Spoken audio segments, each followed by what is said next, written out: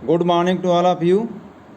आज की online classes में हम लोग लोकतांत्रिक राजनीति पुस्तक का लेसन नंबर 2 संघवाद फेडरलिज्म का पहला भाग जानेंगे। तो बच्चों, आपने इस चैप्टर को पढ़ने से पहले सत्ता की साझेदारी पढ़ा था और सत्ता की साझेदारी चैप्टर में आपने जाना था कि सत्ता की साझेदारी के विभिन्न रूप होते हैं, जिसमें एक रूप था कि शासन के विभिन्न स्तरों के बीच सत्ता का ऊर्ध्वाधर बंटवारा। और आमतौर पर आज के जितने भी लोकतांत्रिक देश हैं उसमें सत्ता की साझेदारी का यह स्वरूप सबसे सामान्य है, कॉमन है। और ऐसे स्वरूप में देश में कई स्तरों की सरकार कार्य करती है, जैसे केंद्र स्तर की सरकार है, फिर राज्य स्तर की सरकारें हैं, फिर स्थानीय स्वशासन की इकाइयां हैं। तो जिन लोकतांत्रिक देशों में इस तरह की व्यवस्था है, केंद्र, राज्य और स्थानीय स्वशासन है, उन देशों की व्यवस्था को हम लोग संघवाद कहते हैं। यानी सत्ता की साझेदारी के अंतर्गत जो सत्ता का ऊर्ध्वाधर बंटवारा है उसी को आमतौर पर संघवाद कहा जाता है। तो इस चैप्टर में हम लोग संघवाद क्या है, उसकी क्या विशेषताएं हैं, भारतीय संघवाद के बारे में पढ़ेंगे और भारतीय संघीय ढांचे में जो संवैधानिक प्राविधान दिए गए हैं उनको भी समझेंगे। तो सबसे पहले हम लोग आते हैं कि संघवाद क्या है। तो हम लोग फिर पिछले अध्याय का ही उदाहरण लेके चलते हैं, इस चैप्टर की शुरुआत करते हैं। आपने देखा कि बेल्जियम और श्रीलंका दोनों की शासन व्यवस्थाओं में आपने अंतर जाना।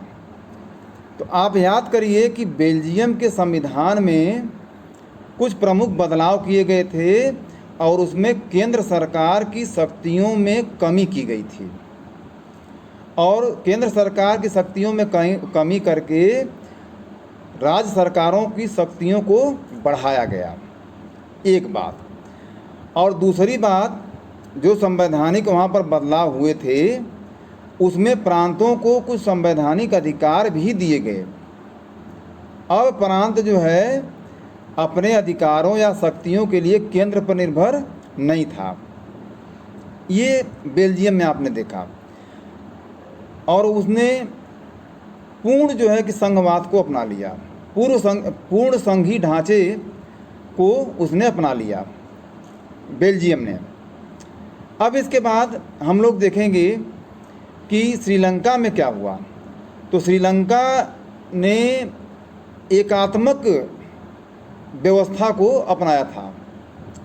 संघीय ढांचा वहाँ भी है, वहाँ भी केंद्र की सरकार है, राज्य की सरकारें हैं, लेकिन राज्य केंद्र पर निर्भर है, केंद्र के निर्देशों से ही वहाँ पर राज्य सरकारें चलती हैं, यानी वो स्वायत्त नहीं हैं। और आपने देखा इसी के कारण से श्रीलंका में क्या क्या हुआ था, गृह युद्ध तक की स्थिति आ गई थी। तो अब हम लोग जो है कि यहाँ पर एक शब्द और जाने, एक संघवाद और दूसरा एकात्मक शासन व्यवस्था। तो हम लोगों को दोनों में अंतर समझना है कि संघवाद और एकात्मक व्यवस्था में क्या अंतर है, भिन्नता है। इस टॉपिक में 3 महत्वपूर्ण चीज़ें आपको समझनी है, ये ध्यान रखिएगा। पहली चीज़ कि संघवाद किसे कहते हैं, उसकी क्या विशेषता है, एकात्मक और संघात्मक सरकारों के बीच क्या अंतर है, और संघवाद कितने तरह का होता है। ये 2-3 चीज़ें जो है आप बहुत ध्यान से इस टॉपिक में समझिएगा। तो संघवाद को अब हम फिर से थोड़ा सा राजनीतिक भाषा में, शुद्ध भाषा में बताते हैं कि संघवाद कहते किसे हैं। तो संघीय शासन व्यवस्था में सर्वोच्च सत्ता केंद्रीय प्राधिकार और उसकी विभिन्न आनुषंगिक इकाइयों के बीच बढ़ जाती है। जैसे भारत का आप उदाहरण लीजिए, तो भारत में केंद्र सरकार और उसकी अनुषंगिक इकाइयाँ क्या हैं? राज्य सरकारें हैं। तो इनके बीच जो है, जो शक्तियाँ हैं, जो सत्ता है, जो शासन है, उसको बांट दिया गया। और आम तौर पर ऐसी व्यवस्था में दो स्तर की सरकारें होती हैं, एक तीसरी भी होती है स्थानीय स्वशासन, जो कि आपके देश में है, जिसको आप समझ सकते हैं। तो दो स्तर की सरकारें मुख्य होती हैं। इसमें एक सरकार जो कि केंद्र है, वो पूरे देश पर शासन करती है। वो जिन विषयों पर कानून बनाती है वो राष्ट्रीय महत्व के विषय होते हैं। इस पर हम आगे चर्चा करेंगे अपने देश के संदर्भ में। फिर राज्य स्तर की सरकारें भी होती हैं, उनकी भी शक्तियां संविधान में लिखी हुई होती हैं।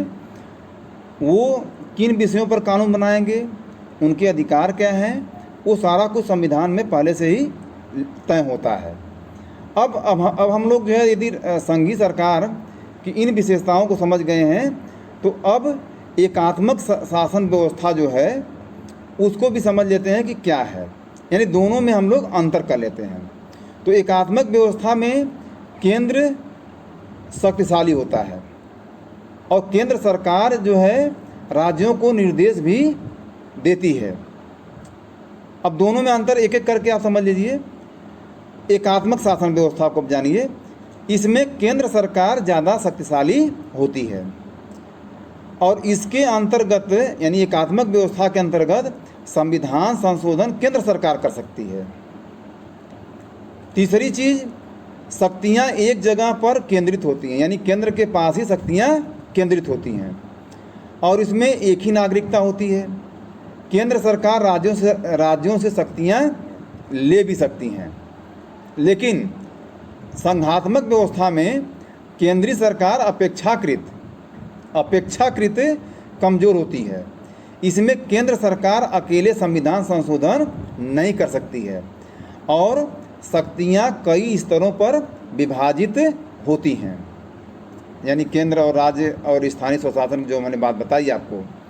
और कई संघीय व्यवस्था वाले देशों में दोहरी नागरिकता भी होती है।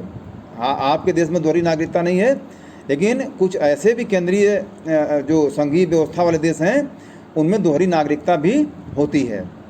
दोनों स्तर की सरकारें अपने अधिकार क्षेत्र में स्वतंत्र होती हैं, क्योंकि दोनों के अधिकार क्षेत्र पहले से ही संविधान में बांट दिए जाते हैं।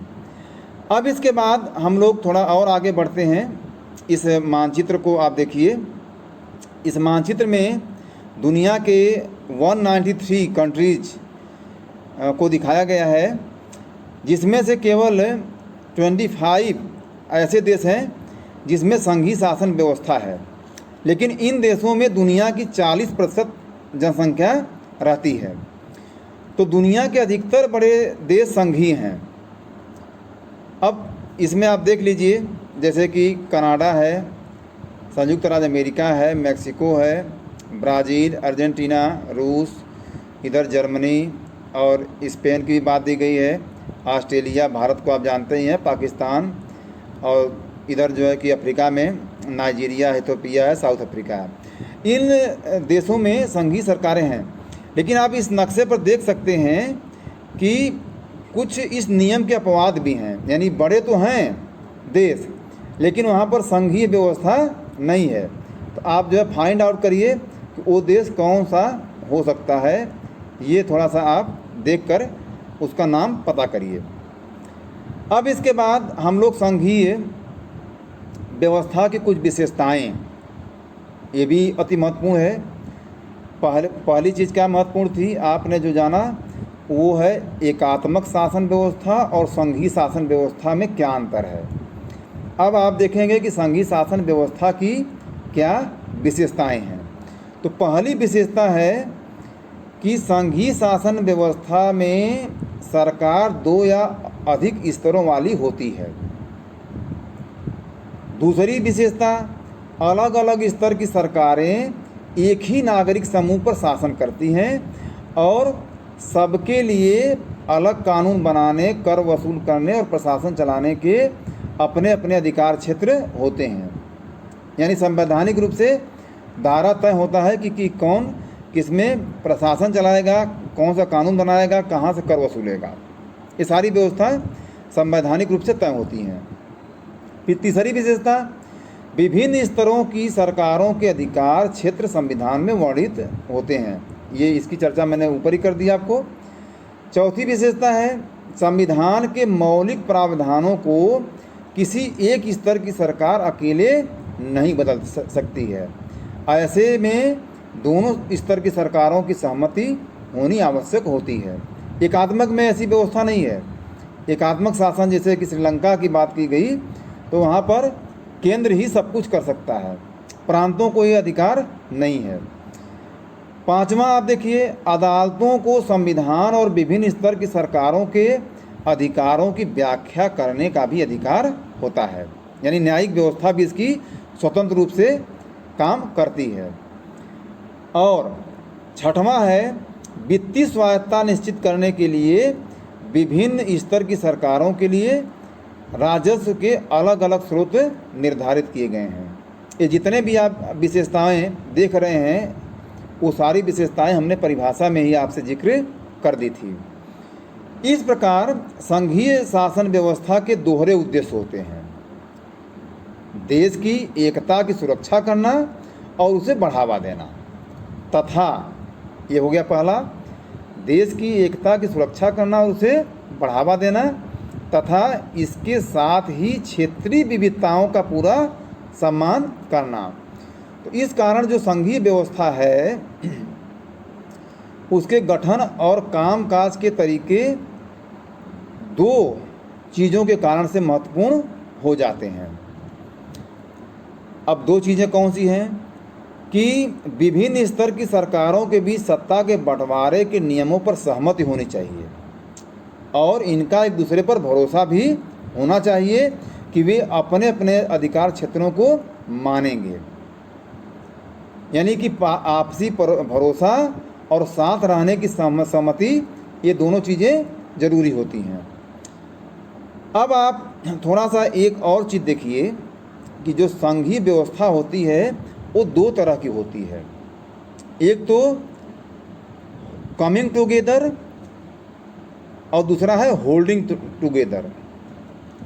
एक है कमिंग टुगेदर यानी कि साथ आकर संघ बनाना, और होल्डिंग टुगेदर यानी कई क्षेत्रीय विविधताओं को समेट करके एक संघवाद की स्थापना करना। तो अब इसमें दोनों में आप अंतर मतलब इसका मायने समझ लीजिए। तो संघीय शासन व्यवस्था आमतौर पर दो तरीकों से गठित होती हैं।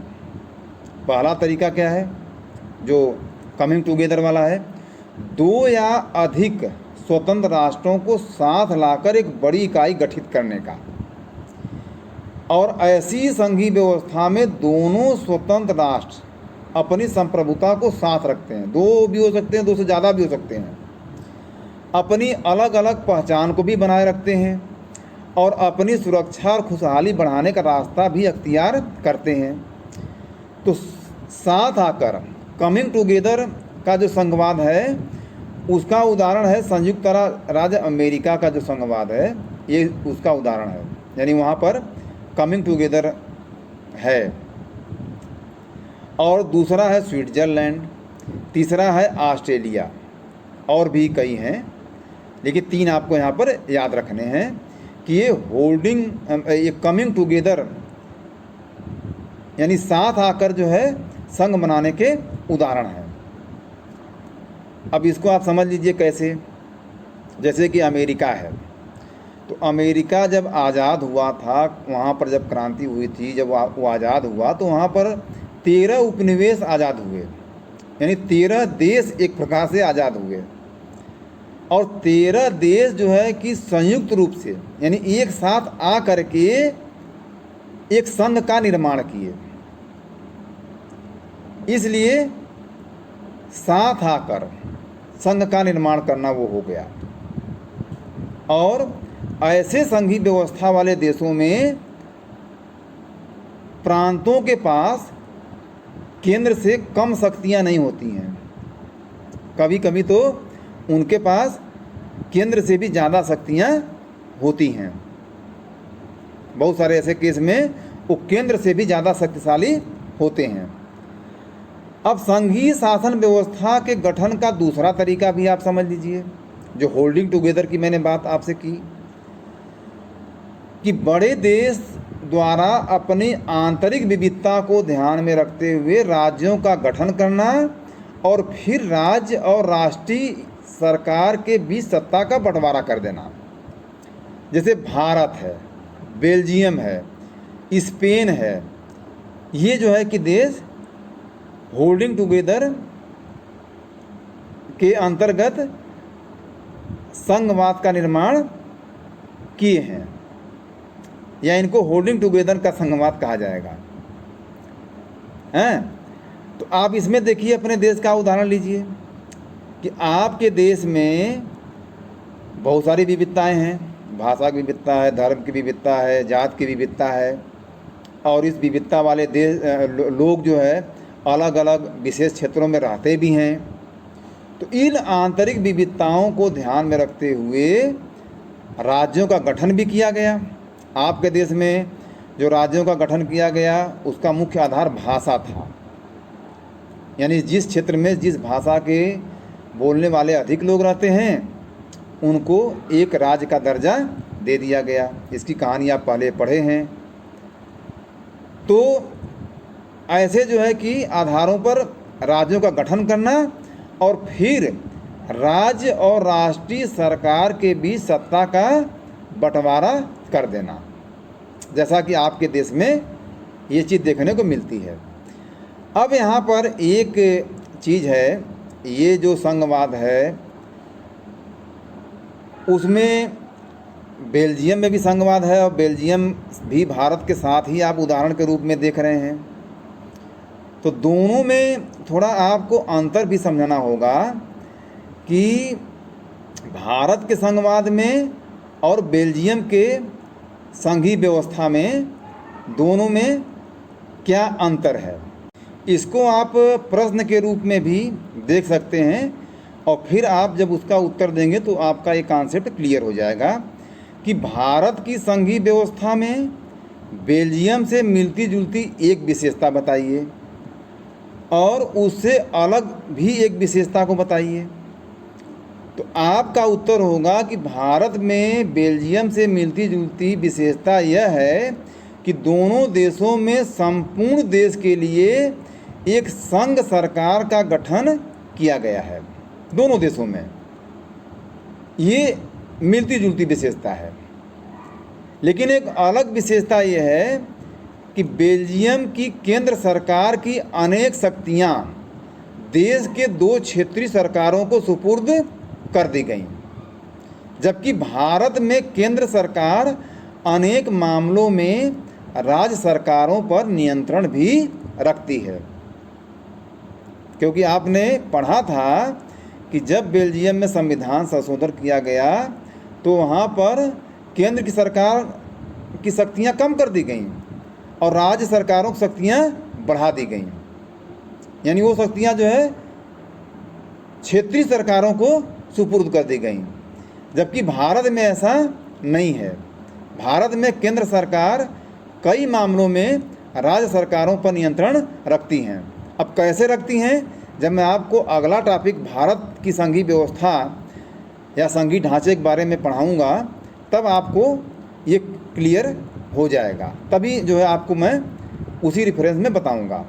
तो बच्चों, आज हम लोग क्या क्या पढ़े हैं, संघवाद किसे कहते हैं, संघवाद की क्या विशेषताएं हैं, एकात्मक शासन व्यवस्था और संघीय शासन व्यवस्था में क्या अंतर है, और जो संघीय व्यवस्था के दो रूप हैं कमिंग टुगेदर और होल्डिंग टुगेदर में क्या अंतर है या दोनों के क्या मायने हैं, इन चीज़ों को आपने आज के टॉपिक में जाना है। अब हम लोग कल मिलेंगे फिर जो है इसी चैप्टर के दूसरे भाग में। तब तक के लिए सभी को थैंक्स।